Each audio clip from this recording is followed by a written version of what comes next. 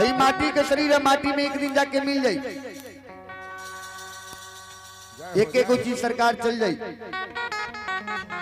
भक्ति भजन कर ले, दान पुण्य कुछ कर ले, वह सरकार साथे चल जाई। ये दुनिया में सब कुछ ही कहीं रह जाए। भजन में कैसे अरे आई ना कुछो तोहरा का जवन कमहिले हे बाड़ा। सरकार है बेरा, कहीं भी आराधना पाठ होता 4 गो सरकार है, नौका नहीं के होता, पेट नहीं के भरे।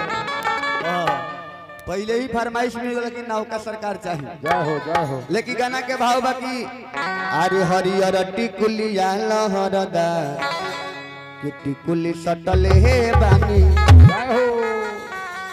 लेकिन गाना के भाव बा सरकार कैसे अरे आई ना कुछो तोहरा का जवन कमहिले हे बाड़ा।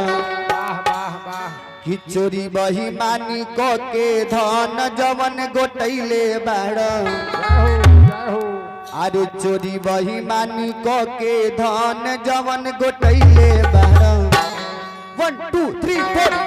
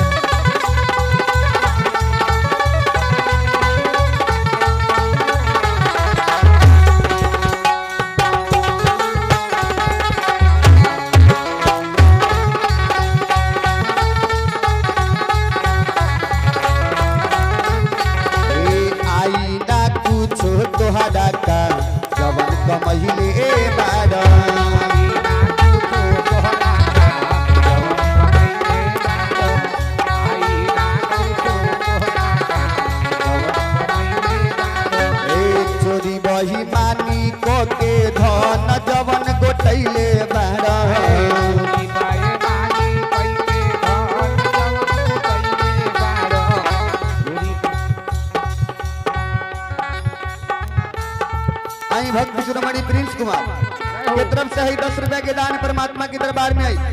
ये मंच के तरफ से कोटि कोटि धन्यवाद। हनुमान जी से विनती रही, प्रार्थना रही कि बबुआ के सदा सुखी सदा कल्याण करी। बड़ा सुंदर बबुआ बात कली कि जब घर ही में माई बाबू जिंदा बा लोग तो पत्थर पर मला चढ़ावल ना जला। आ दाल में कुछ कला होके तो प्रीति निभावल ना जला। बेटी सयानी हो गई तो घर घर घुमावल ना जला। बेटा कितनो प्यारा होके मुड़ी पर चढ़ावल ना जला। औरत कितनो सुंदर होके भेद बतावल ना जला। आ भाई कितनो दुश्मन होके राज छुपावल ना जला।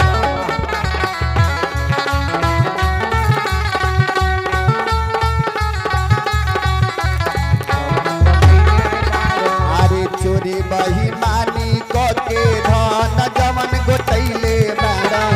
चोरी बही मानी को के धन जवन गोटैले। एक एक चीज जली चली सादे साथे का चीज तो खाली का में आई प्रभु के नाम जवन कमहिले बाड़ा। खाली आई प्रभु के नाम जवन कमहिले बाड़ा।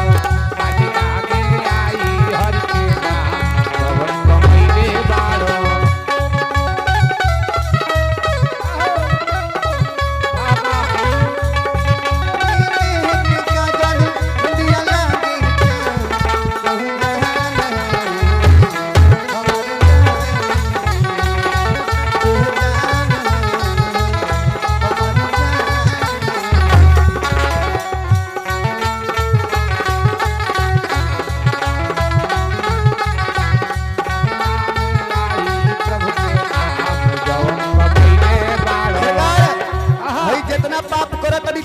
परमात्मा की डायरी में लिखाता एक दिन ऐसा न सजा मिली केहू छोड़ावे वाला ना मिली हुआ ना रही। सारा जवाब देवे के पड़ी हुआ। हमनिए के कहिल करनी है नरक में लेके जाई। वाह वाह कैसे हो करी करी पाप करब के तहनो कमाई। तोहर नु करनी तोहर के नरक ले जाई।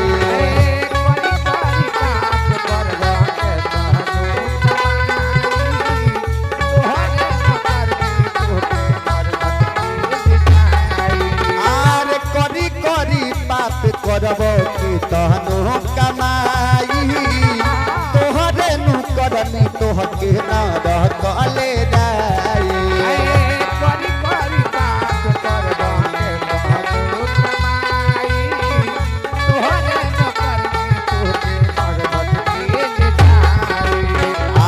अपने हाथे अपने तो जिंदगी तो पहले बहरा अपने हाथे अपने तू जिंदगी कौने जाना अपने हाथे अपने तो जिंदगी डूबैले बहरा अपने हाथे तमिले नाही कहियो यार जवन कमहिले बहरा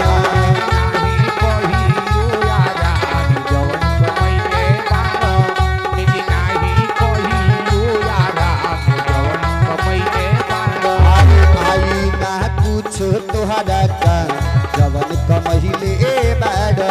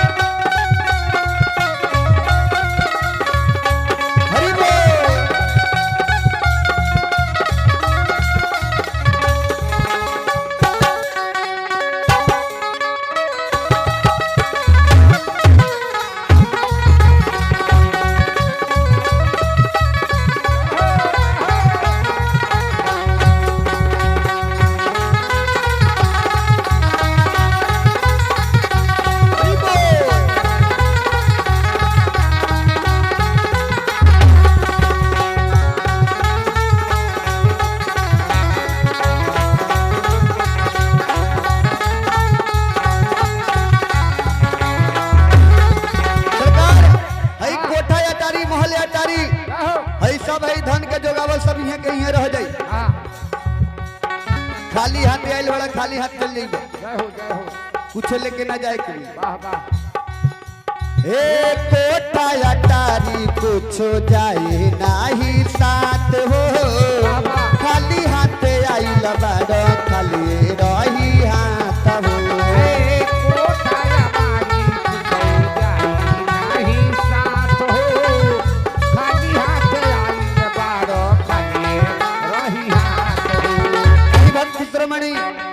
परम पूजनीय आदरणीय वंदनीय हमारा संजय भैया संजय झा जी के तरफ से देखिए 10 रुपया के दान परमात्मा के दरबार में ए मंच के तरफ से कोटि कोटि नमन प्रणाम बा हनुमान जी से विनती करम प्रार्थना करे कि वहां के दिन दुना रात चौगुना बनल रहे बड़ा सुंदर बात कहनी रमन मुखिया जी के तरफ से देखिए भैया के तरफ से 21 रुपया के दान परमात्मा के दरबार में ए मंच के तरफ से कोटि कोटि धन्यवाद बा हनुमान जी से विनती करम प्रार्थना करे कि वहां के दिन दुना रात चौगुना बनल रहे बड़ा सुंदर बात करने की मर्द होके तो मर्दानगी होके के चाहिए मर्द होके तो मर्दानगी होके के चाहिए ना गोर में सोना तो तंका चांदियो होके के चाहिए अरे गोर भइल कोनो लमहर बात ना हो सांवरे होके तो का हो तनका मुंह के पानी होके के चाहिए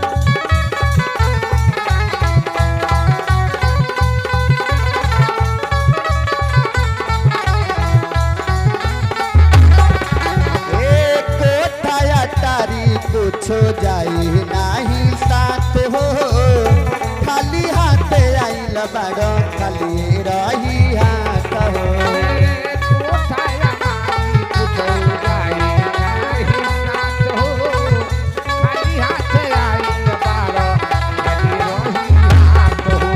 आर उहे जाई साथे जवन कदम धदम कैले बड़ा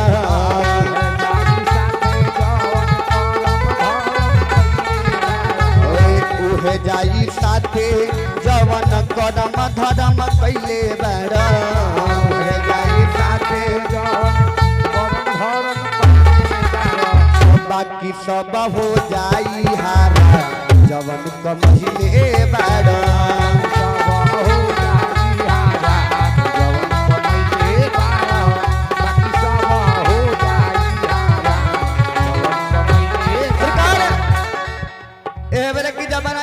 फैशन है के दुनिया हो गई सरकार पहले लोग का रहे अब के लोग का भइल बा पहले जवन चीज के खराब कहल जाई उ चीज हमरा फैशन हो गई बा ई मार्केट में कहीं फैशन हो गइल बा। फैशन हो गइल बा। सरकार ये भजन में मिली कैसे? कैसे? नौका के भाव बा, नौका की धुन बा। वाह वाह। अरे तोहरा अखिया के काजल हमर जान ले